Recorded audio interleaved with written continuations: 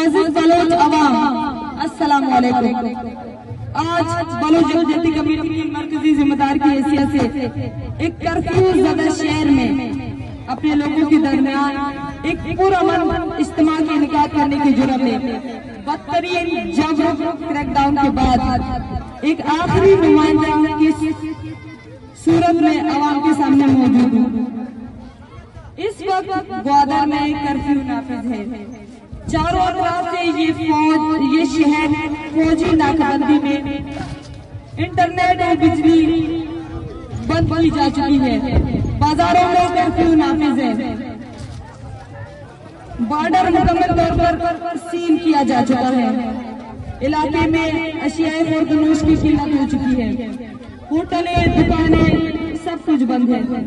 گلی گلی میں وردی اور بغیر وردی کے ریاستی اہلکار گشت کر رہے ہیں۔ اس وقت پورے شہر میں سرچ اینڈ ہنٹ کی صورتحال جاری ہے اور اب تک اطلاع ہے کہ کم و بیش 20 افراد راجن مچھی کے انعقاد کرنے کے پاداش میں مارے جا چکے ہیں اور سینکڑوں کی تعداد میں لوگ لاپتہ ہیں۔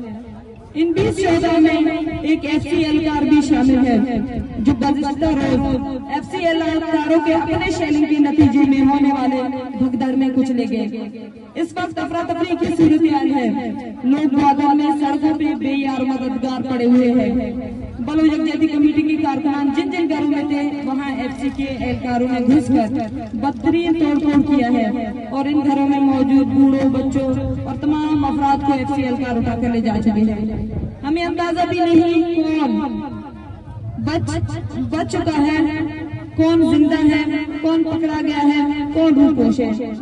اس لیے آج میں آپ کے سامنے یہ پریس کانفرنس کرتا ہوں کہ اگر ہم سب میں سے کوئی بھی زندہ بچ جائے تو یہ پیغام دنیا بھر میں پہنچا جائے۔ میرے مہربان بلوچ قوم، اس وقت ہمارا قوم بدترین جبر و تشدد کا سامنا کر رہا ہے۔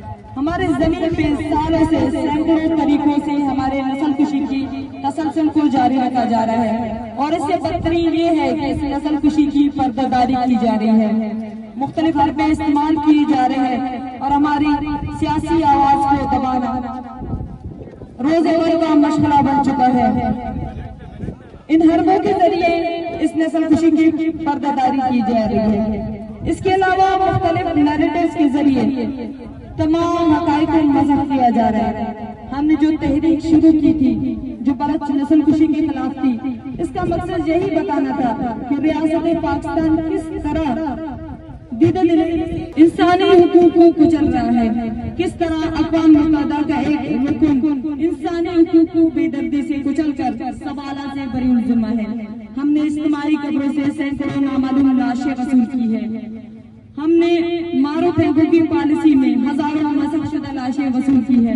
ہم پر ایسے حالات زندگی مسلط کیے گئے ہیں جن کا مقصد صرف اور صرف ہمیں قتل کرتے رہنا ہے، جن میں جبری گمشدگیاں، روڈ ایکسیڈنٹ، بلوچ سرزمین پر اٹامک بم کا پریکٹس کر کے بلوچ عوام کو کینسر زدہ کرنا، منشیات کو عام کرنا، ڈیتھ اسکواڈ بنانا اور دیگر ایسے کئی ذرائع ہیں جو بلوچ نسل کشی کو جاری رکھتے ہوئے ہیں۔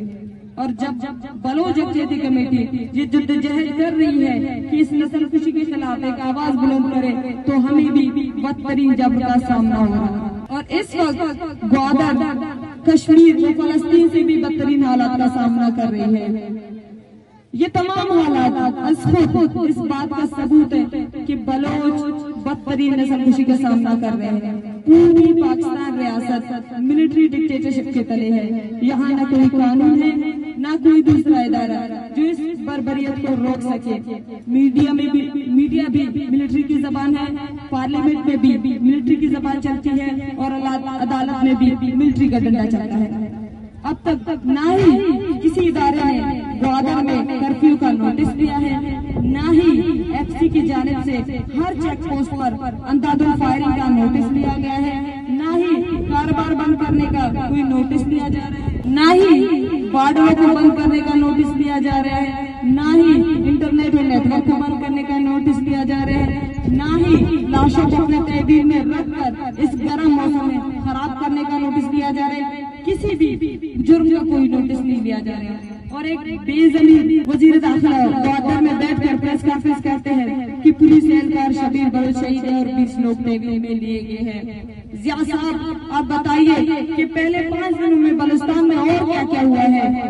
मुझे नहीं पता कि ये मेरा बयान दुनिया तक कैसे पहुंचेगा, मगर फिर भी एक आखिरी उम्मीद के तौर पर आप सबके सामने ये प्रेस कॉन्फ्रेंस कर रही हूँ कि मेरा ये पैगाम किसी भी सूरत आप सबके जिम्मे है कि दुनिया को पहुंचा दे।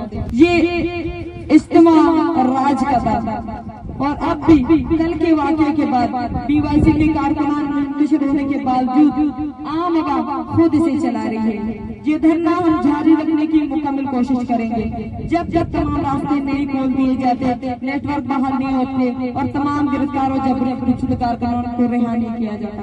इस वक्त हम सब की जिंदगियों को शदीद खतरा लायक है। FC की अंदाज़ुल फायरिंग के अलावा MI और ISI के एजेंट ज़ारा खान को टारगेट किलिंग के लिए भेजा गया था। हर गली कूचे में ISI और MI के मजदूर बंदूक लिए घूम रहे हैं। अवाम मुश्तिल है जिन्हें BYC कंट्रोल नहीं कर पा रही क्योंकि बेशक लीडरशिप इस वक्त नहीं पता कि कहाँ है। वो लोग जो बॉर्डर पहुँच सकते हैं आकर इस धरने को चलाते जाए और जो रास्ते में रोके गए हैं वो उन्हीं जगहों पर बैठ कर धरना जारी रखे। बलोच पार्लियामेंटेरियन आज ही अपना इस्तीफा जमा करा दे और अगर आज ही पार्लियामेंटेरियन अपना इस्तीफा जमा नहीं करते तो वो जिया लंगा और मीना मजीद की तरह एस्टेब्लिशमेंट के सफों में होंगे। बलोच अपनी सफों से उनका शुमार निकाल दे और हर इलाके गली कूची में पुरअमन मुजाहरे जारी रखे। इंटरनेशनल ह्यूमन राइट इदारे रियासत पाकिस्तान को जवाबदेह करे, अफवाज की हर तरह की फंडिंग बंद कर दे। इस जले हुए स्टेज पर बैठ के मैं आप सबको उन तमाम शहीदा के खून की कसम देती हूँ कि हम रहे या ना रहे ये सब बंदी मजबूत करो।